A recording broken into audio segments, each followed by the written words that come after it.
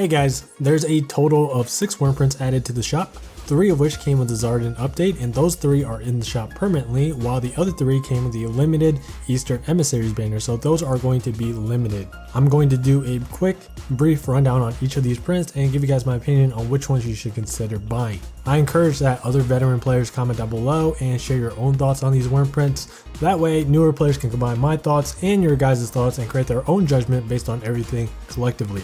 And anyways, without further ado, let's get started.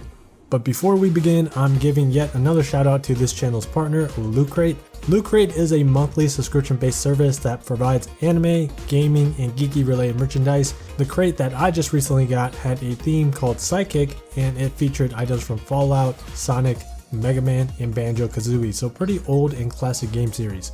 In the box, there was a Fallout t-shirt, a Sonic glass water bottle which had a cool little Sonic design to it, Mega Man pins, a Super Fight Loot Crate deck, and then lastly the Loot Crate exclusive pins that normally comes with every crate. So yeah, pretty cool merchandise overall. The gaming crate for next month will feature Magic the Gathering, Skyrim, Trover Saves the Universe, and more. So if you want to get some goodies from any of those game series, then head over to lootcrate.com/Brotel and use the promo code Brotel to save 10% off of your next purchase. All lowercase letters, by the way, because the URL and code are indeed case sensitive, and you can find all the links to everything in the description below.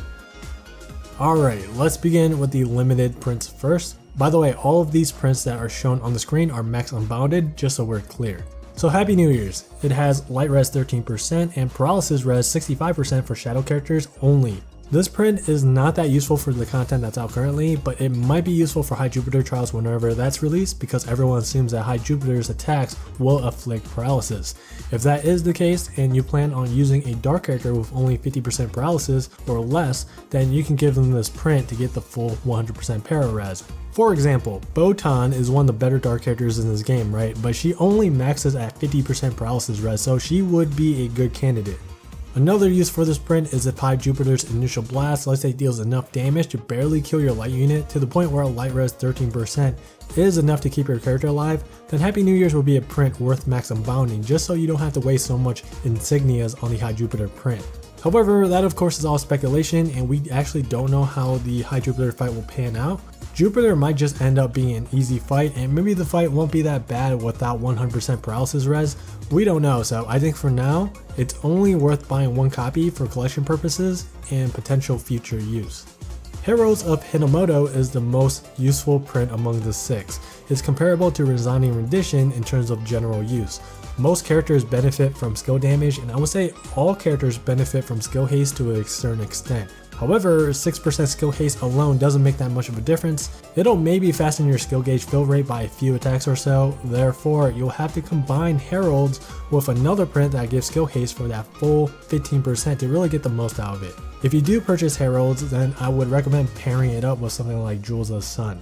Heralds is definitely a good buy. I would recommend buying at least one copy. If you have excess Outwater laying around, then consider buying 5 copies to max unbound it. Hanetsuki Rally has last offense and critical rate. This print is similar to Tough Love as they both have last offense as the first ability with an offensive second ability. Generally speaking, these last offense prints are only useful for speedrunning, more specifically speedrunning High Dragon trials.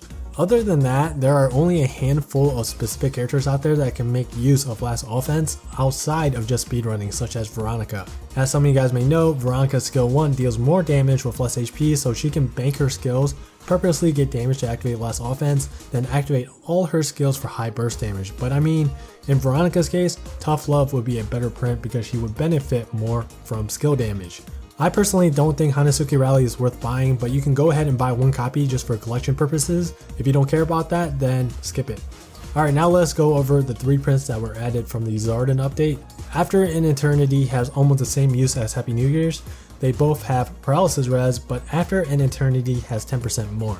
Again, what you want to do with this print is basically give it to a character without 100% paralysis res. The difference between the 2 prints lies in the first ability. After an Eternity has Affliction Guard 3 for shadow characters, and it basically shields the character from afflictions up to 3 times. In a way, it seems kind of redundant. If you plan to use this print for the Para-Res ability in a fight in which the boss inflicts paralysis, then Affliction Guard is kind of useless. However, it does have some uses when you're using a shadow character for off-element fights. For example, Botan is a popular off-element shadow character because she inflicts bleed and has a team strength buff.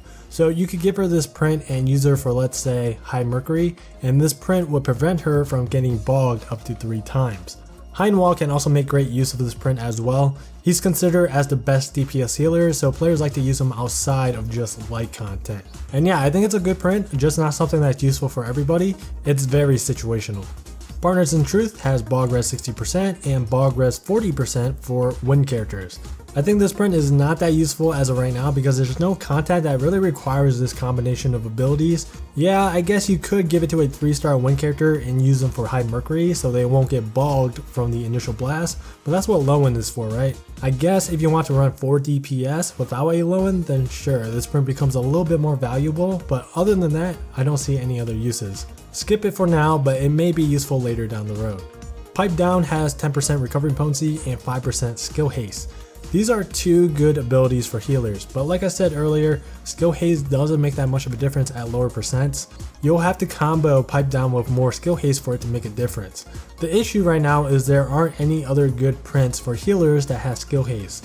I guess you could give your healer Jewels of the Sun if you want to go for a more offensive build, but you'll be missing out on 10% recovery potency. There are a few void staves that have skill haste. I believe fire and water are the only 2 elements that have skill haste staves currently, but the thing is, they compete with the 4-star staves that has an extra healing skill. So with that being said, I don't think it's worth investing in those void staves. But even so, I do think it's a good print. There's just not a perfect print combo to go along with it right now, so I'm gonna say hold off on buying it and wait for more prints to come out in the future. And that's going to be the last print of the review. Those are all the 6 new prints in the shop. Let me know what you guys think about them in the comments down below. And as always, thanks for watching, and I'll see you guys in the next video.